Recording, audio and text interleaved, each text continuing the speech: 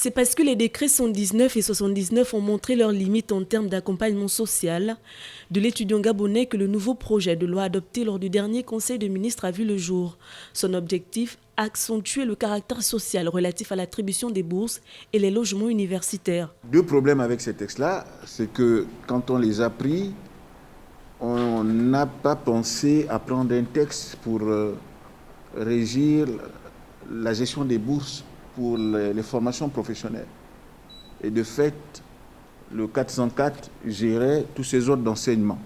L'autre problème avec ces textes-là qui ont été pris et qui sont encore en cours, normalement sur le plan juridique, le 119-79, c'est qu'ils étaient difficilement applicables parce que, en réalité, les conditions, surtout pour celui sur l'enseignement général, les conditions étaient très très contraignantes puisqu'il fixait l'âge de la bourse à 18 ans, je crois, avec la mention « à bien ». Donc du coup, c'est très très peu d'élèves qui auraient pu bénéficier de cette bourse-là.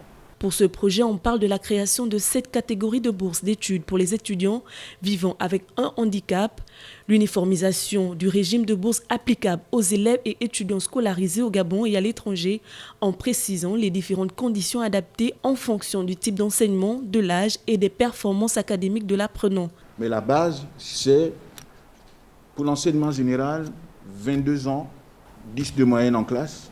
Pour la formation professionnelle, c'est 27 ans, sans autre condition, sauf l'obtention du concours pour le centre de formation professionnelle quand c'est exigé. Et pour l'enseignement technique supérieur, c'est 24 ans et 10 de moyenne. C'est donc à compter de la prochaine année académique que ce nouveau décret entrera en vigueur. Pour les personnes vivant avec un handicap, quelle que soit la forme, elles devront fournir un avis médical afin que leur statut soit désormais pris en compte et bénéficie des avantages irrelatifs.